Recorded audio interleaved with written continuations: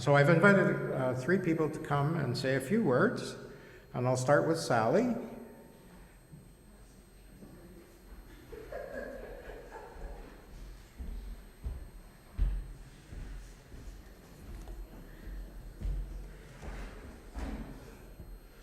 My name is Sally Sandiford. As most of you know, I was employed by this congregation for nearly 25 years as your office administrator. During that time, I worked with 8 different ministers, including Reverend Jim. Unlike most of you, I've known of Jim for over 50 years, and I'm going to be nice. Born and raised in Stouffville, we kids from town were joined by the country kids, such as Jim and his brothers, once we started high school. Being a year ahead of me, we didn't travel in the same circles, but I soon became aware, aware of his presence in the halls. Yes, he had a booming voice even then. I lost track of Jim for many years, but met up with him again a year or so before he joined the ministry team here in 2003.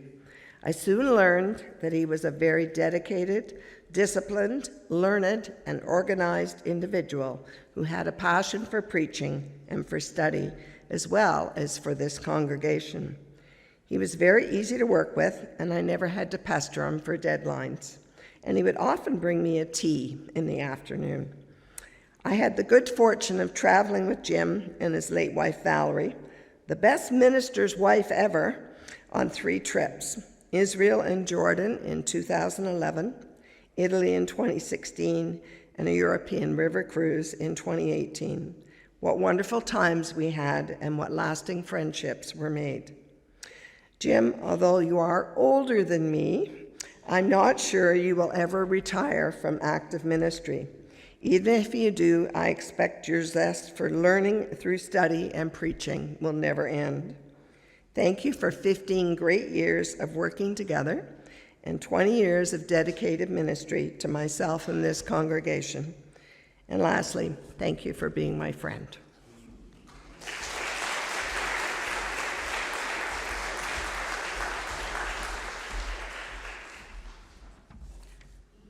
It was around Christmas time in 2013, so almost 10 years ago, in my kitchen, that Jim first approached me to consider being the music minister, director, and I'm completely unexpected, and in my mind, very unlikely. Why is he asking me? But God has worked through Jim in bringing me here to this church. So over the past almost 10 years, I was counting, I'm preparing for my 10th Christmas season with the choir. I've come to know and appreciate Jim as we work in partnership. Many of you will know that we're quite different. In fact, we're almost opposite in personality. And Sally would attest, and I'm sure Charlene now, that the deadline thing is a challenge for me. So that he has always been patient and encouraging, especially when I actually feel at times inadequate for the job, because I just can't think 3 months in advance, because I can change my mind, as Jim quickly find out. We mostly have our meetings at coffee shops, and I feel quite at ease and able to share my thoughts, and that's not always really true for most ministers I know in the past. He is very observant and open to change. And I'll explain. You may not think he's very open to change, but he is, as I find out, because he's actually, when I say something, he might not be able to agree with me right away, but he comes to find that he would accept it. And I just very recently, he told me that he had come to understand that when I come up with an idea, is actually my thought process. It's not final. So when I tell him an idea, he now knows that it's not really my idea final. It's what I'm processing out loud. And he actually told me that, and I went, wow, I'm really impressed. And because when Jim has mentioned an idea, he already processed it. And this is the final product, the perfect product. So I'm very impressed, and I feel very fortunate to be able to work with a minister like that. I hope the feeling is mutual. And he is really good at giving me more space and trust over the years in kind of like just let me do my thing, and which is I really appreciate that, because that he also would work with me, and we know we are partnership together to work here, and it's really a privilege in a church this size that really I only have Jim mostly to work with, because I don't have to work with 20 people. So it's actually really, to me, a very amazing arrangement. So it would be very hard for me to imagine that kind of partnership with anyone else. He told me I would only kind of try the position for 4 months. And now it's been almost 10 years. So that has been incredible. And happy 20th, Jim. And may God continue to bless and guide you as you continue your journey after him. See, I wrote this down.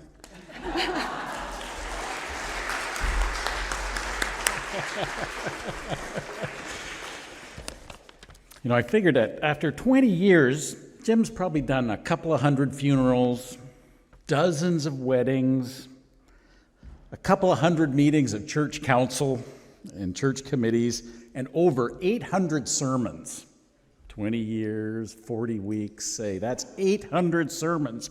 And there's a saying in the church that there's a fine line between getting everything you want to say into a sermon and making your congregation feel like they're captives and they can't get out until you're done. And I think Jim's always been so great at keeping his messages to a tight 20 minutes and the whole service to 60 minutes, and we appreciate that, Jim.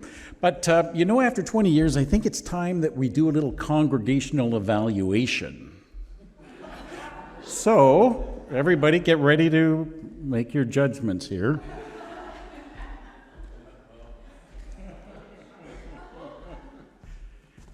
And I'm going to get the rule book here. So, if we turn to the book of Titus here, let's see how Jim measures up. And I do want a show of hands here. All right. This is Titus 1:9. A pastor must be able to teach sound doctrine. A pastor must be able to teach sound doctrine. Show of hands. Okay. You're so far, so good. 1 Timothy 3:6. A pastor must be spiritually mature.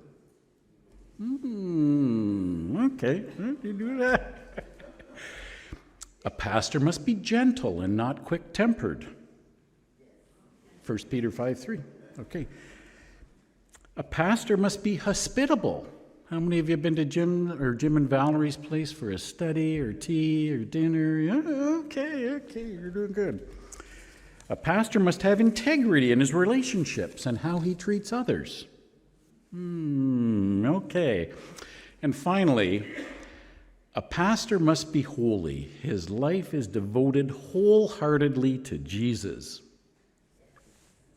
There we go. Okay, so far so good, Jim. Now, though Jim is all of that, and then I think he's 3 other things that we didn't count on 20 years ago. First is Jim is a fan of golf, NHL, and NFL football.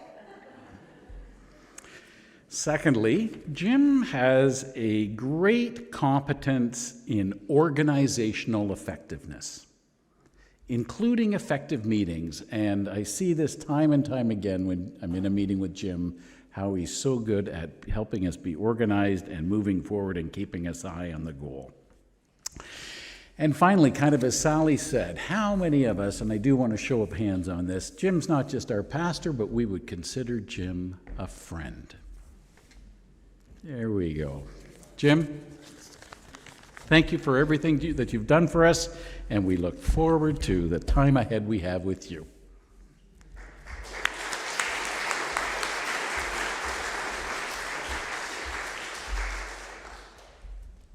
I guess I got the, no, I don't have the final word. Thanks, people. Sarah, Sally, Doug. Would like to, I also add a personal note. Jim baptized our first grandchild. Jim married our second son. Jim conducted our 40th anniversary renewal of vows. And I was privileged to have him conduct my wife's, Patricia's, celebration of life this past April. And our wives, Pat and Valerie, hit it off as well too, and we did many trips together, we golfed together. They both of those women like to eat out and find different foods, and Jim was very accommodating, and we had many good times together. And as Sally said, we traveled together to the Holy Land and on a European cruise, and just became good friends. And he is my go-to guy for the Bible questions that I have. And we have become good friends, so thank you, Jim. And on behalf of the council and the congregation, please come forward and accept this gift on behalf of the council and the congregation.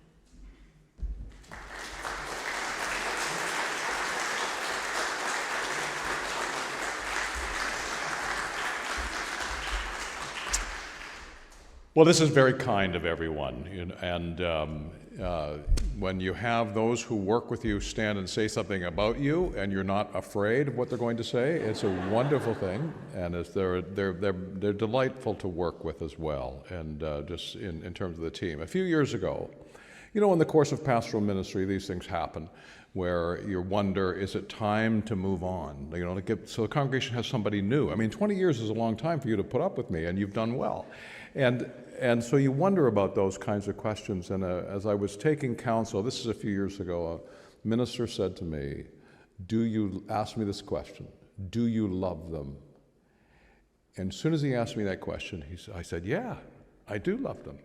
And he said, they're wonderful people to work among. And that was the answer to my question. It just really helped me in that moment.